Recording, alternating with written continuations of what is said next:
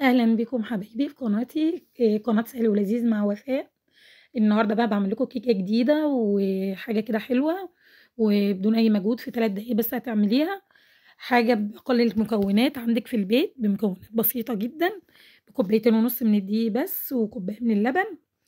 وهاقول لِك على كل المقادير، نسمي الله كده ونصلي على سيدنا محمد عشان نقول المقادير بتاعتنا. معايا كيس من البيكنج باودر، معايا 3 معالق من الكاكاو، كوباية من اللبن، كوباية من السكر، حوالي أقل من نُص كوباية من السمنة أو الزيت، ومعايا معلقة خل كبيرة أو معلقتين اللي هُم الصغيرين، ومعايا كوبايتين ونُص من الدقيق منخول وبيضتين، ومعايا الصينية طبعًا مدهونة بالسمنة وعليها تعفيرة دقيق كده، ده عشان ما تلزقش الكيكة معايا. وبابدأ في خلاط كده هانزل بكوباية من السكر، ومعايا البيضتين هانزل عليهم وهنضربهم مع السكر في الأول مع الفانيليا.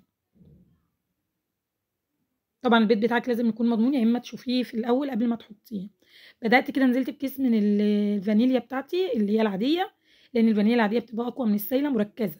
ومعايا نُص كوباية زيت على سمنة أو سمنة أو أي حاجة متاحة عندِك، أقل من نُص بصراحة كان عندي أقل من نُص وحطيتهم، وكوباية اللبن، عندِك كوباية زبادي برضه تمشي، ومعاها إيه اللي هاقول لِك التركاية اللي هتخلّيها تضبط معاكِ بدون بيض كتير. أنا غنيت طبعًا عن البيض والحاجات اللي ممكن ترفع أكتر، إن المهم ممكن تحطي 3 بيضات أو 4 بيضات، أنا حطيت نُص كوباية من المَيّة المغلية، وهاقول لِك هنحطها إمتى وإزاي. بدأت كده في خلاط دوّرت مكوناتي كلّها لحد ما لفِّت معايا، بابدأ أنزل بعد بالمكونات السايلة عليها المكونات الجافة، قلّبت طبعًا كيس البيكنج باودر في الدقيق بتاعي، وأبدأ أنزل تدريجيًا في الخلاط. طبعًا هانزل بالخليط بقية الدقيق هانزل عليه بقية المكونات أو بقية الخليط السايل، لإن الخلاط مش هيلِف معايا لو حطيت كل الدقيق في الخلاط. لو أنتِ عندِك مضرب بيبقى أفضل وأحسن، أنا حابة أعملها أنا عندي مضرب بس حابة أعملها في الخلاط تكون أسهل معاكم. نزلت كده بنُص كوباية مَيّة مغلية، دي بتدّيني طبعًا تيست حلو للخليط بتاعي، وبتخلّي الكيكة معايا هشة وجميلة.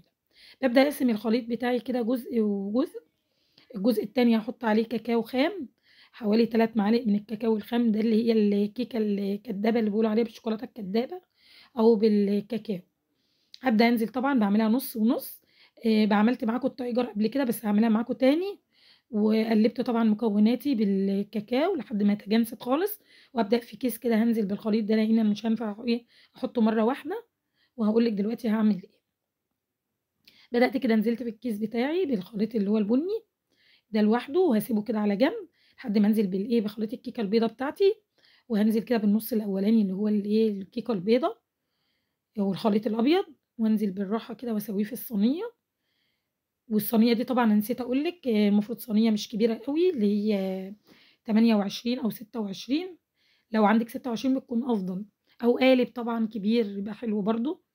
بدأت كده نزّلت كده الخليط بتاعي اللي في الكيس، أبدأ كده أخطّط كده، مش لازم أحطه بعمق، أنا ممكن كنت أحطه كده عادي، بس أنا مش عايزاه بعمق أوي، إن يدّيني الواجهة اللي فوق بس، كإنِّك عاملاها بكيكة يعني كإنها كيكة عادية معمولة بالشوكولاتة، دي اسمها الكيكة الكدابة، اللي ممكن تعمليها بشوكولاتة بس مش شوكولاتة صوص، عاملاها كده شوكولاتة كاكاو بس، تكون طبعًا زي النايتي كده وشبه ليها شوية، بس بتكون مركّزة الشوكولاتة من فوق شوية أو الكاكاو. هابدأ كده أعملها كده بالكيس زي ما أنتِ شايفة، أنا قاطعة الكيس طبعًا بالمقص، وأبدأ كده بخِلّة طبعًا، وهابدأ عشان أسويها ببعضها كده وأخلّيها تدّيني شكل برضه حلو من فوق. شايفين حبايبي؟ بدأت نزلت كده بكل الخليط بتاعي، خلّصت بخِلّة كده وهابدأ أخطّطها كده، وهابدأ أدخّلها الفرن على درجة حرارة 180، وطبعًا الفرن كان مولّعاه مسبقًا عشان يسخن معايا. بدأت كده ما خدتش معايا نُص ساعة، نُص ساعة و5 دقايق بالضبط، وطلعت معايا بالشكل والجمال اللي أنتم شايفينه ده. أحلى صباح عليكم وأحلى كوباية شاي مع الكيك.